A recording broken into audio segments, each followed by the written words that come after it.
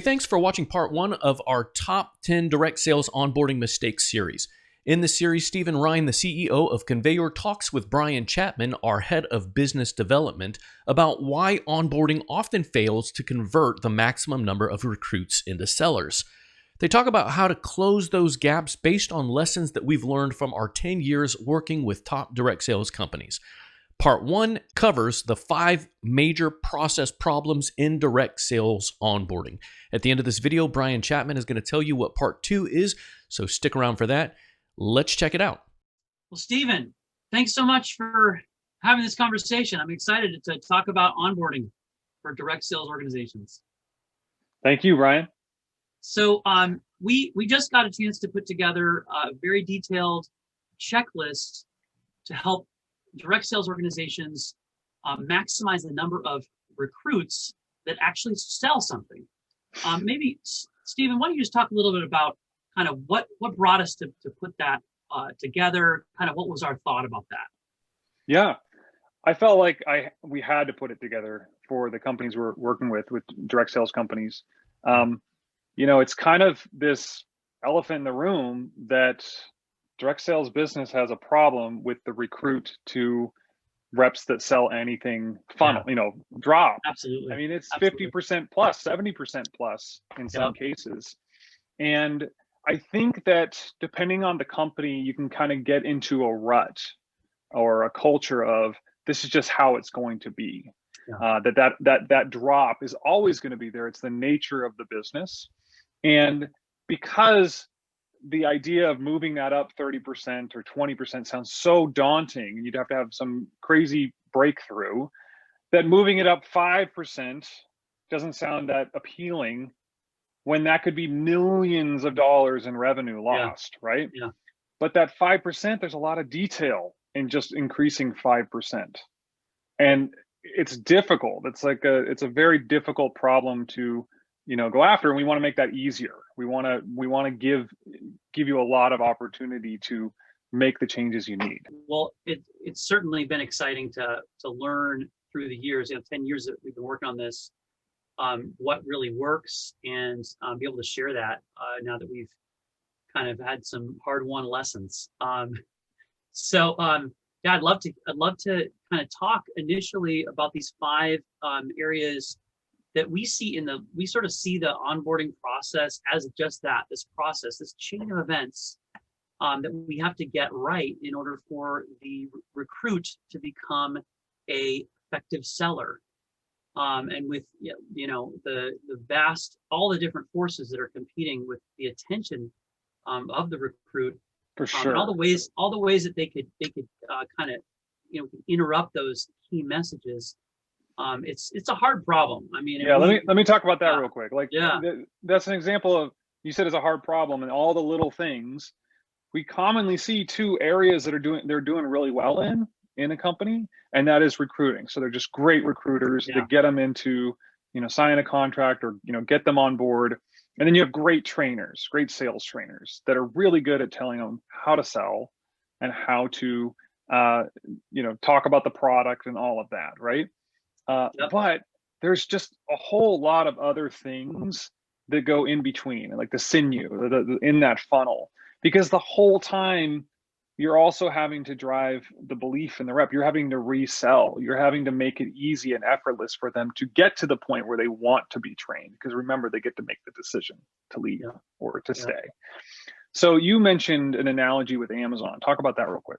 Yeah. So one of the things about just my experience at Amazon, the opportunity to drive friction out of any buying process, it's astounding. The kind of opportunities that are even in the most simple conversion processes. And if we think about what it takes to become an effective rep, it's about the most significant sale that you can have to make. Here, come to our platform, take your time and energy and your dreams and hopes, and we're going to help you actually, really take oftentimes a new career direction as well.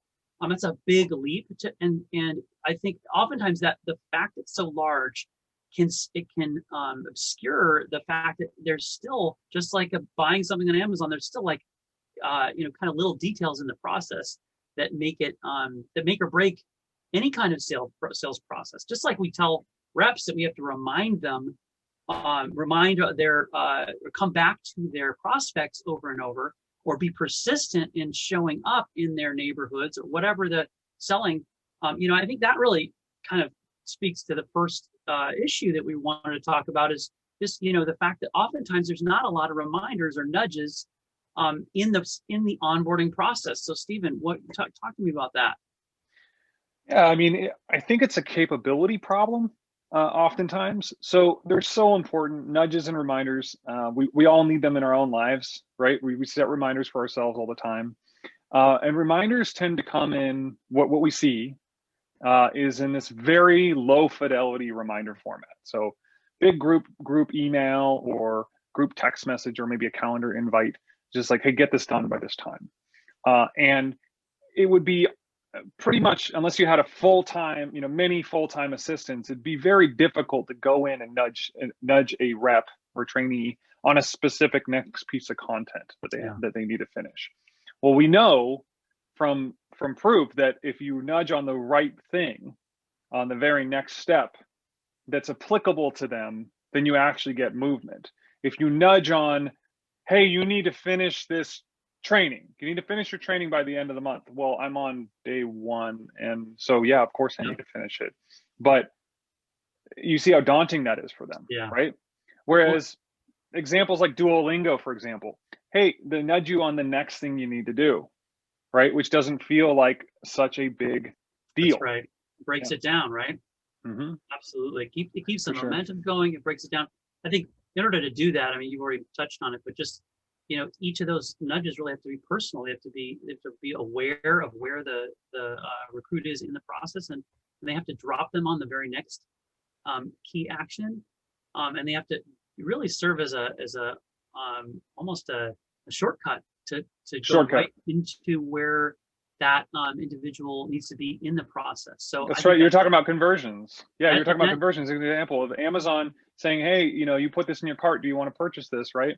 Well, when you click purchase, you click and you go to the right page, right? So why would an alert not do anything differently? You'd want to send a text message, because we know that they get 95% read open rate, with a link that is dynamic. When they click, it goes right to the next step. You're removing effort and cognitive overload, from the process, right? So get them to the next section. Just it's like you said, it's a non-trivial sometimes to add that, but even just adding that throughout your process can make a huge difference in terms of those rates. So let's talk a little bit about kind of the other piece we see is really kind of the format of the lessons, the length of the lessons, how much content, and what are the mistakes you see folks making when it comes to the lesson format? Yeah, I could talk almost an hour about this one thing, and I won't. We're not gonna spend an hour on it. But I'll keep it brief. So first thing is, they think about their content structure based on how they organize it, not based off of how the person receiving that experience thinks about it in their head. Okay, so you have to think about what the next step is for the rep, what they need in terms of capability they need next, the belief they need next, right? It's not just they need to know about this product, right? It's about they need to feel jazzed that day to learn about that product, right? So every time you build content and you think about when they're going to get it, you need to think about, how long do I have with this person? How long can I hold them, their attention, and what content, not just training content, but what other little things could I put in that one vignette, that one time I have with that person in that day, to get them to the next step, right? Get them to take the next action. And so that's what I think about, is think, reverse it, right? Start with the learner, with the trainee, the recruit, and think about their next step to drive the next action. Okay. If you really take this and you think about, how you wouldn't structure your website or structure anything that has to do with sales in a way where it's more organized for you, right? Right. You structure it in a way where it's more organized for the customer. So you have to do the same thing, because these are your customers basically. Well, and then I also think there's an opportunity in many cases to shorten the units absolutely of the lessons, I guess. Absolutely. So I call it learner trust, right? So trainee trust maybe. And what I mean by this is I can give you the best content in the world. You might really enjoy it, and you might complete that day's content if it was nice and long. But then very next time you get an alert, one of those reminders from me, and it's long, then you might be inclined to just put that aside. Yeah. Because you know it's going to take a long time, even though you know it's good, right? And so you have to consider that you have this kind of ebb and flow of learner trust, time trust that you're toying with, and you have to be mindful of that. So we always say, if you can, keep that content 5 to 7 minutes, for a given day, if you can. And then of course, for bigger pieces of content, maybe you set expectations that you need to set that time aside. So one of the other challenges we see is just with retention, where onboarding training isn't really built to be retained. About 70% of training that folks receive is forgotten within 24 hours. Stephen, how do we recommend folks try to drive stickiness with that content? Yeah. So first, I think that there is a little bit of a culture of having training that has quizzes in it, kind of being we're covering our bases, and it's just being compliance. And so it's really not about whether or not that's actually producing the remembrance that they need, the understanding that they need, and the skills, the behaviors that you want for your salespeople. And so I think that's because the bar has just been set really low on the quizzing and reinforcement. The first reason it's set low is because it's that organization problem. So people often take their training, and then right after a training experience, they throw a quiz related to a video they just watched, and then they call it good, right? Because that's just how they structured it. And so we take a different approach. You want to take a different approach of referencing content that they learned the day before or a week before, and asking them if they can recall that. Throw them out in the deep end and ask them to, recall the right product name, right? Or ask them to read between the lines and say, what's wrong with this script? You want to make this training effortful, because if something's effortful and it's slightly hard and they get through it, that builds the confidence in the rep. It does not build a confidence in a rep to answer all of the above 2 seconds after finishing a video they just watched, right? It's not doing anybody any good. So it's really about an organization around what you want to accomplish with the rep, not organization around the topic of the content. Does that make sense? Yeah. So, and then the other thing around reinforcement is not giving the chance to drill for skill. So what I mean by that is it's easy to do, multiple choice questions and ask, memory recall, but also give them the opportunity to actually have at-bats where they're recording themselves, testing out a referral approach, for example, and then giving them feedback. So getting those at-bats will drive that confidence and that belief that I got this, I can do this, so that they'll actually go out and sell. Well, it seems like there's a huge tie between retention and influence, and these folks actually deciding this is going to work for them. That's right. Yeah. Really tied to that the kind of core premise here is that we can actually increase the number of folks who will actually make a sale. Mm-hmm. So one of the other things we see a lot is just kind of the smorgasbord approach, where there's just a ton of resources. Maybe it's in an app or a wiki or an internal website, intranet. Is that sort of like self-service approach have a place, and what are the shortcomings? Yeah, I absolutely believe that a self-serve approach matters. An on-demand YouTube kind of format matters, but that format is what the rep knows they don't know. Okay, so when you go to YouTube and you search for something, you're going to find something that you don't know. and you need to get content around that. So that's really good for just-in-time learning, where you need to understand something about a product because the customer just asked you about it. Okay, but there's this whole other side of training, which is the reps have no clue what the next step is, what they should be learning, and what's really important. So what they think might be important, they'll go look on demand. So I learned all about every SKU number, for the product, right? But it's like, SKUs don't matter. What really matters is if you learn this first, because if you don't learn this first, then you get to this point. You see what I'm saying? Yeah. So it comes down to actually building a path, just outlining a path for who your learners have to become by what date.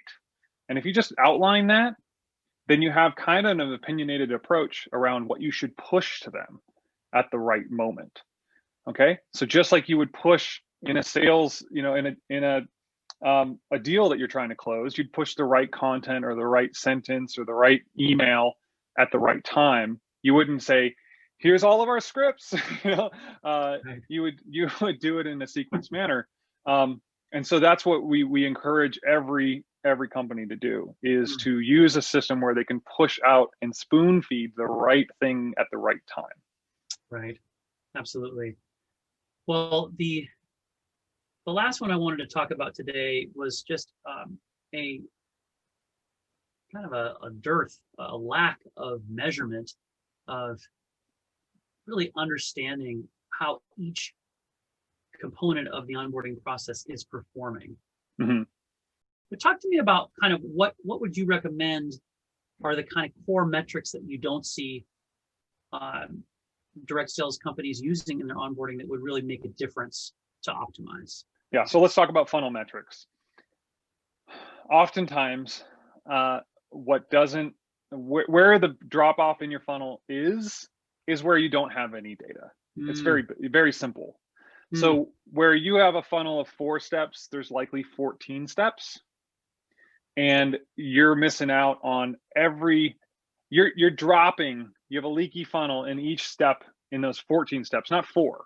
Okay, so where people just kind of go, is I have to move from step 1 to step 2. I have to bump 10 points, right? Or 20 points, and that's impossible. But what they don't realize, it's just the multiplication of all of those steps from 1 to 4, which is actually 1 to 10. There's 10 steps there, and you could have helped in all of those. Does that make sense? So let me give you an example.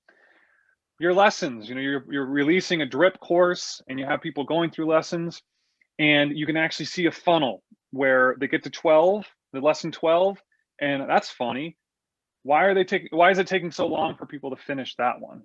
Right? Why am I getting a 5-point drop off in that one lesson? And what if you could do that at every single step of the way, every engagement, and see visually what that funnel looks like in its full fidelity, not just this really rough, version. What I often see, and it's kind of sad, but what I often see is higher levels of reporting between competitive divisions. Yes. Right? So like really good reporting, between this region and this region and this division and that division, but no reporting in the black box in the funnel itself, which is just strange to me. Because it's like, let's get all the boats to flow higher rather than just focusing on the comparison between divisions. You know what I mean? Yeah, so, absolutely. Yeah, thinking about this funnel and more about as kind of like just like a sales funnel, and there's all these different steps you need to take to convert a deal. You got to think about it, like your onboarding funnel, like that. Mm-hmm. Well, and really the metrics, once the lights come on in your funnel, this is really where it gets exciting, because you start to see places where you need an additional reminder, places where you need content to be broken into smaller chunks, places where you even need the recruit to sort of have an opportunity to ante in with some statement of how they're going to actually be successful. Those kinds of things to really kind of deal with those little leakage points, and get more people over the finish line. So let me think. An example about funnel improvement is like this. If you can think about, let's say your funnel is a series of person going through rooms, okay, and through doors, think about the dark corners that they need to go to that you don't know what they're doing in that corner, right? Think about it like that. I'll give you an example. Let's say you're trying to optimize the number of reps that get ready to launch. And part of your process is getting them to meetings, getting them to virtual meetings often. And so optimizing, you have two. You have, they said, you know, they were recruited and then they came to one meeting or not. You have a checkbox or something like that. Well, what if you could just record meeting attendance directly from GoToWebinar or directly from Zoom or directly from one of these tools and know how many of these meetings are coming to and where they're dropping off and what was the type of meeting, right? So it can go detailed down the rabbit hole. But just think, like, first thing to do is just think, where is there an opportunity for me to know more about my funnel where I cannot know anything because I just don't record any data around it. Right. No, that's huge. Okay, Brian, so wrapping this up, we just covered 5 things you can do to fix a leaky onboarding funnel. The first one was no reminders, no nudges. Second one was lessons are too long. You're breaking learner trust. Third one was no quizzing and reinforcement, real reinforcement that actually is effortful, that actually gets you results with regards to skills and capabilities of your reps. Fourth was too self-service, too much of just a portal where they can do whatever they want rather than having guided next step training. And then fifth was needing deeper metrics on your funnel, really knowing all of the steps in your funnel and having data on each one of them. So this part was all about fixing a leaky process. Part 2 is about building belief and alignment in your recruits. Don't forget to check out the onboarding checklist that we created, and we look forward to seeing you next time. Thank you.